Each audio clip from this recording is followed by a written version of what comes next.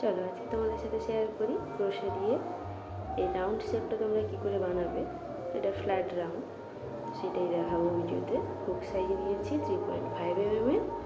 এবার আমি প্রথমে একটা ম্যাজিক রিং বানিয়ে নেবো। এইভাবে ম্যাজিক রিং বানানো আমি তোমাদের দেখিয়েছি এর আগেও, তোমরা চাইলে ওই ভিডিওটাও দেখতে পারো। এভাবে ম্যাজিক রিংটা বানিয়ে নিচ্ছি। এই যে একটা চেন করে নিলাম, ম্যাজিক রিংটা সিকিউর হয়ে গেল। এবার ওর উপর আরেকটা চেন করে নেব, যেটা দুটো চেন হয়ে গেল। তারপরে একটু ছোটো সুতোটা ধরে টান দেবো, ম্যাজিক রিংটা একটু ছোটো হয়ে গেল। এবার ম্যাজিক রিংয়ের মধ্যে ডাবল ক্রোশে করছি আমি। ডাবল ক্রোশে ডিটেলসে কীভাবে করতে হয় সেই ভিডিওটাও আমি বানিয়ে রেখেছি আমার চ্যানেলে, তোমরা চাইলে ওটা গিয়ে আগে দেখে আসতে পারো। তো এইভাবে দেখো ডাবল ক্রোশে করছি আমি এখানে। এইভাবে হুকের গায়ে আমি এখানে 12টা ডাবল ক্রোশে করেছি ম্যাজিক রিংয়ের মধ্যে। তারপরে এই ছোটো সুতোটা ধরে টান দেবো, দিলে এই রাউন্ডটা ছোটো হয়ে আসে মুখটা। এরপরে স্লিপ স্টিচ দেবো। প্রথম যে ডাবল ক্রোশে করেছি এই রাউন্ডে ওর উপরে স্লিপ স্টিচ দেবো।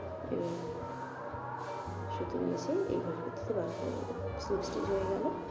এর উপরে পরের রাউন্ড শুরু করবো, তার জন্য আমি দুটো চেন করে নিচ্ছি। এবার পরের থেকে কাজ শুরু করছি। প্রত্যেকটা ঘরের মধ্যে দুটো করে ডাবল ক্রোশে হবে। মানে প্রথম রাউন্ডে যেহেতু 12টা ছিল, এই রাউন্ডে টোটাল হবে 24টা। এভাবে ডাবল ক্রোশে করে নিচ্ছি।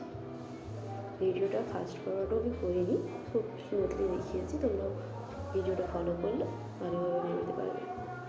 এইভাবে ডাবল ক্রোশে করে নিচ্ছি আমি প্রত্যেকটা ঘরের মধ্যে দুটো করে এই রাউন্ডে। তোমরা যারা ক্রোশে প্রথম থেকে শিখতে চাইছো তারা আমার প্রথম পার্ট ভিডিওটা দেখতে পারো। এবারে এই রাউন্ডটা আমি শেষ করে নিচ্ছি, যে এই রাউন্ডের প্রথম ডাবল ক্রোশের উপর স্লিপ স্টিচ দিচ্ছি। স্লিপ স্টিচ দেওয়ার এটা কিন্তু সবসময় ফলো করবে, নাহলে কিন্তু রাউন্ড সমান হবে না। আর হিসেব করে সবসময় দেখে নেবে যে হিসেব ঠিক হচ্ছে কিনা প্রত্যেক রাউন্ডে। এরপরের রাউন্ড শুরু করার জন্য দুটো চেইন করে নিলাম। এবার ডাবল ক্রোশে করবো পরের ঘরের মধ্যে। এই যে ডাবল ক্রোশে প্রথমে দুটো ঘর পার করলাম, তারপরে আবার দুটো ঘর ডাবল ক্রোশে। দেখো সুতো হুকের গায়ে একবার সুতো জড়িয়ে নিয়ে লুপের মধ্যে দিয়ে গিয়ে প্রথমে হাত থেকে সুতো নিচে দুটো ঘর, তারপরে হাত থেকে সুতো নিচে দুটো ঘর পার করলাম। পরের ঘরে একটা ডাবল ক্রোশে করবো। প্রথম ঘরে দুটো ডাবল ক্রোশে, সেকেন্ড ঘরে একটা ডাবল ক্রোশে। এই যে একটা হয়ে গেল। এর পরের ঘরে আবার দুটো করব। তো এই রাউন্ডের সূত্র হচ্ছে 2 1 2 1। এভাবে করে পুরো রাউন্ডটা কমপ্লিট হয়ে যাবে। এইভাবে দেখো।